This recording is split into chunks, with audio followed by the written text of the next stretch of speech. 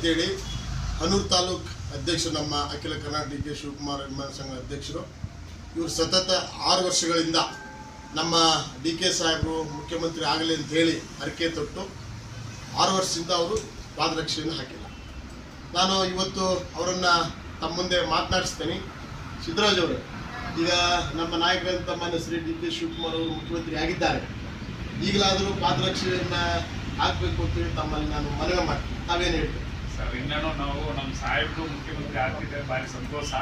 ಅಂದರೆ ಪೂರ್ಣ ಪ್ರಮಾಣ ಮುಖ್ಯಮಂತ್ರಿಯಾಗಿ 2028ಕ್ಕೆ ಮತ್ತೆ ನಮ್ಮ ಸಾಹೇಬರು ಕರ್ನಾಟಕದಲ್ಲಿ, ನಮ್ಮ ಸಾಹೇಬರ ನಾಯಕತ್ವದಲ್ಲಿ ಮತ್ತೆ ಕರ್ನಾಟಕದಲ್ಲಿ ಕಾಂಗ್ರೆಸ್ ಪಕ್ಷ ಬಂದು ನಮ್ಮ ಸಾಹೇಬರು ಮತ್ತೆ 5 ವರ್ಷ ಪೂರ್ಣಾವಧಿಯಾಗಿ ಈ ಸರ್ಕಾರವನ್ನು ಮುನ್ನಡೆಸುವವರೆಗೂ ಮತ್ತೆ ನಾನು ಪಾದರಕ್ಷೆಯನ್ನು 2033ವರೆಗೂ ಹಾಕಲ್ಲ ಸರ್. ನಮ್ಮ ಸಾಹೇಬರು ಪೂರ್ತಿಯಾಗಿ 8 ವರ್ಷಗಳ ಕಾಲ ಏನು ಇವಾಗ ಸಿದ್ದರಾಮಯ್ಯ ಅವರ ಅವಧಿ ಏನು ದೇವರಾಜ ದರ್ಶನ ಮುಗಿದಿದ್ದಾರ, ಅದೇ ರೀತಿ ಸಿದ್ದರಾಮಯ್ಯ ಸಾಹೇಬರ ಗಿಂತಲೂ ನಮ್ಮ ಸಾಹೇಬರು ಹೆಚ್ಚಾಗಿ ಕರ್ನಾಟಕದಲ್ಲಿ ಆಡಳಿತ ಮಾಡೋವರೆಗೂ ಕೂಡ ನಾನು ನಮ್ಮ ವೆಂಕಟೇಶ್ವರ ಸ್ವಾಮಿ, ನಾಗೇಶ್ವರ ದೇವರ ಅಲ್ಲಿ ಪ್ರಮಾಣ ಮಾಡುತ್ತಾ ಅವರಿಗೆ ಮತ್ತೆ ಈ ಒಂದು ಅವಧಿನ ಸಿದ್ದರಾಮಯ್ಯ ಅವರ ಒಂದು ಇದನ್ನ ಮುಗಿಯುವವರೆಗೂ ನಾವು ಪಾದರಕ್ಷೆನ ಮತ್ತೆ ಹಾಕುವುದಿಲ್ಲ.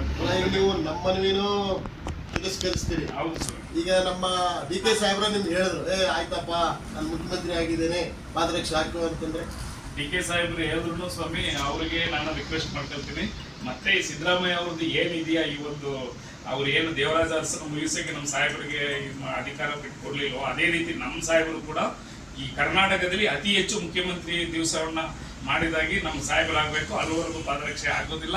ನಾನು ಸಾಹೇಬರು ಜೈಲಿಗೆ ಹೋದಾಗ, ಇಡಿ ಹಾಕಿದ ಜೈಲಿಗೆ ಹೋದಾಗ 48 ದಿವಸ ಕೂಡ ವಿಶೇಷ ಪೂಜೆ ಮಾಡಿ ಆ ದಿನದಿಂದ ನಾನು ಪಾದರಕ್ಷೆನ ಬಿಟ್ಟಿದ್ದೀನಿ.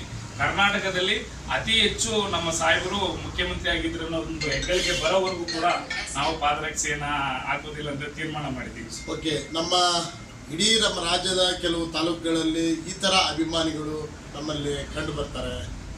ನಾನು ಬೇರೆ ಬೇರೆ ತಾಲೂಕಿಂದ ನಮ್ಮ ಸಂಘದ ಪದಾಧಿಕಾರಿಗಳು ಮಂಡ್ಯ ಸೇವೆ ಮಾಡಿದ್ದಾರೆ. ಹೀಗೆ ಬೇರೆ ಬೇರೆ ಅದನ್ನು ಹೇಳ್ತಾ ದೊಡ್ಡ ಪಟ್ಟಿನೇ ಇದೆ. ಅದು ಆ ಸಂದರ್ಭ ಬಂದ ನಾನು ಮಾತನಾಡ್ತೀನಿ. ನಮಸ್ತೆ.